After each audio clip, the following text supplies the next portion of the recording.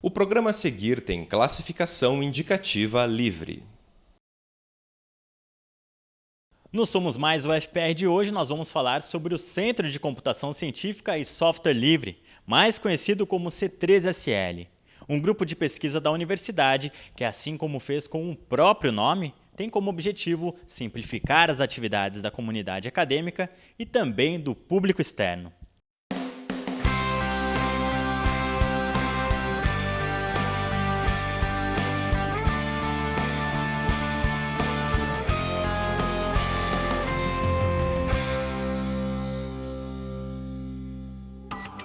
O Centro de Computação Científica e Software Livre faz parte do Departamento de Informática da Universidade Federal do Paraná.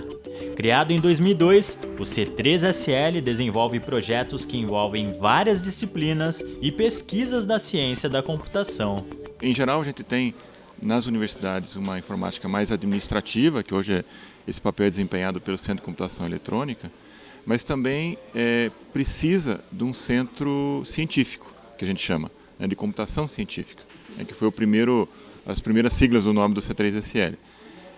Quem tinha muita demanda da computação científica era o Departamento de Física. Então, nosso primeiro parceiro foi o Departamento de Física pela grande demanda de processamento não convencional.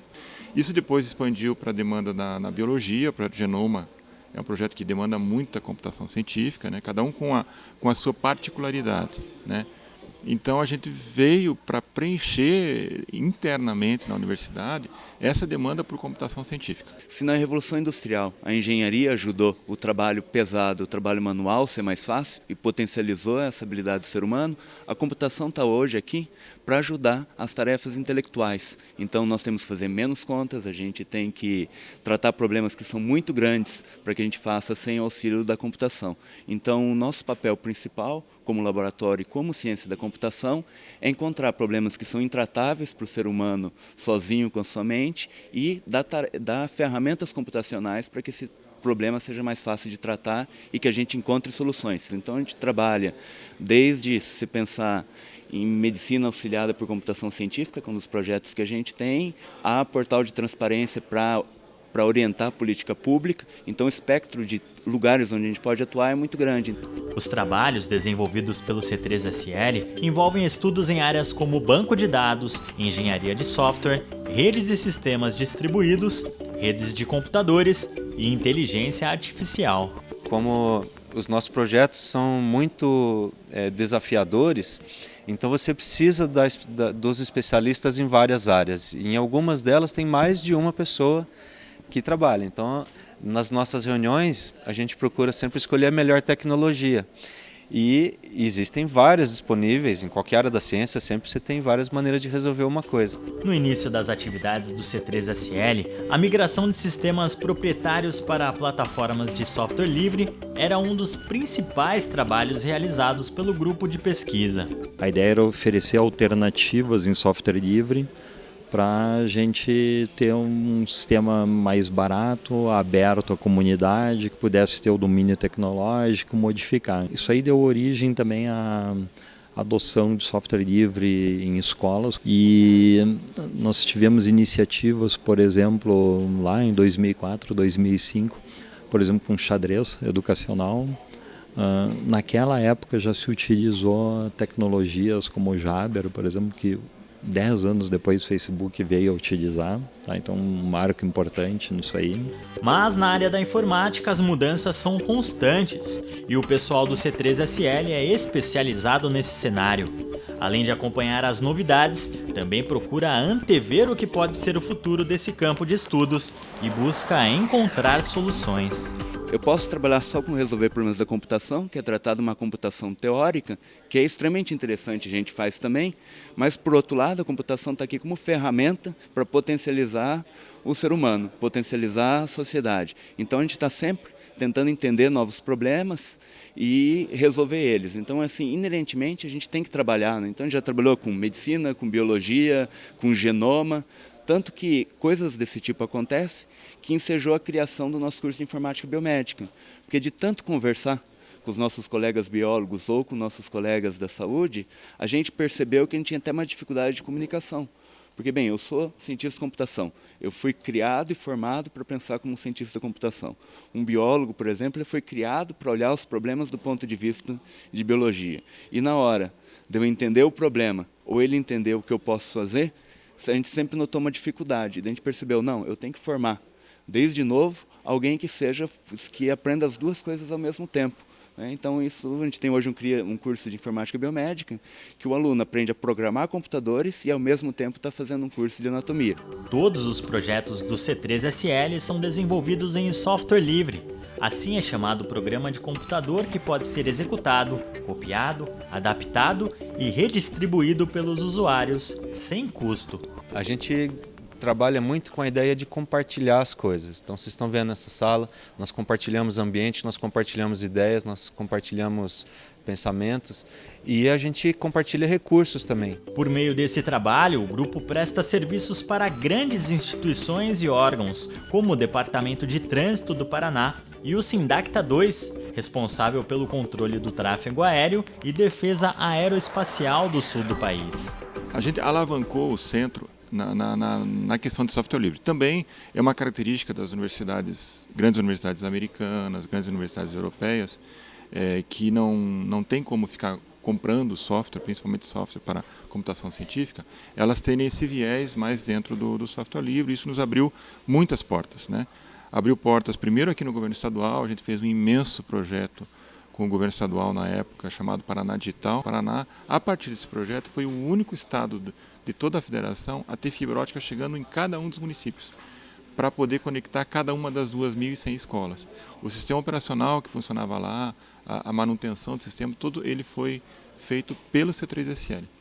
O impacto desse projeto chamou muito a atenção do MEC e do FNDE, que quiseram, na época eles estavam projetando o ProInfo, que também é uma distribuição imensa de equipamentos de informática para as escolas, e quiseram fazer uso da nossa tecnologia, e a gente começou a trabalhar com Brasília. Daí aquilo se expandiu para o Ministério das Comunicações, para o Ministério, na época da Igualdade Racial, agora a Secretaria, né, de Igualdade Racial, Secretaria da Presidência, sempre fazendo projetos ou de gestão na área acadêmica, na área da educação, ou num segundo viés que a gente passou a adotar, que é o que a gente chama o viés da transparência, né?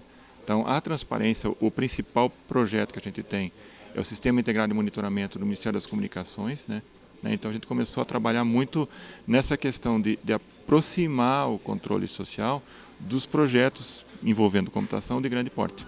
O C3SL mantém um espelho dos principais repositórios de software livre para ajudar na divulgação e no uso do programa. A ideia dos espelhos, ela nasceu lá nos idos dos anos 90 ainda, quando a universidade já tinha internet, porém não existia internet comercial ainda. Então a banda de rede era muito estreita, vamos dizer, muito baixa, e a gente começou a hospedar repositórios de software aqui no C3SL, ou até antes do C3SL existir, para facilitar o acesso das pessoas, facilitar o download. Então vou dar um exemplo. Nós temos uma cópia de toda a Wikipedia aqui no C3SL, né? Então, quando o usuário vai no navegador dele e procura alguma coisa na Wikipedia, o sistema da internet automaticamente descobre pelo seu endereço que o teu acesso vai ser mais rápido se ele pegar o conteúdo daqui. Um exemplo de repositório hospedado é o RDI, o Repositório Digital Institucional do Sistema de Bibliotecas da UFPR. Dado a existência do nosso sistema, o Conselho Universitário aprovou uma resolução que toda tese de dissertação defendida na Universidade Federal do Paraná deveria ter uma cópia digital na biblioteca digital. E alguns anos depois, a CAPES tornou isso obrigatório no Brasil inteiro. E nós somos pioneiros então. Inclusive isso tem um grande impacto para a própria pesquisa da universidade inteira, porque um dos critérios de avaliação de qualidade de uma universidade hoje, um dos critérios, é o quanto que você disponibiliza de arquivos digitais para a comunidade. e nós somos os líderes no Brasil hoje. Atualmente, o C3SL é um dos maiores espelhos não comerciais de software livre do mundo, tanto em termos de repositórios hospedados, quanto em fluxo de download. Na verdade, nós somos o maior espelho do Hemisfério Sul, todo o Hemisfério Sul, não é da América Latina não, é do Hemisfério Sul. Então, é o maior espelho, né? Nós estamos entre os maiores do mundo também. É bastante legal, porque a gente está colaborando para as pessoas terem um certo conforto em casa, porque uma coisa que ninguém gosta de fazer é clicar num botão para fazer um download e demorar 2 horas, né? A realização desses projetos exige investimento significativo em hardware, conexão de rede e configuração e administração da máquina para possibilitar o suporte da grande demanda. Por ano, são investidos cerca de R$2 milhões para o desenvolvimento de projetos e outras tarefas. Tudo isso também possibilita que o centro funcione como um verdadeiro laboratório para novos profissionais. Eu acho que a gente tem várias utilidades e tarefas, né? Uma das nossas tarefas principais para dentro da universidade é pensar na melhor formação.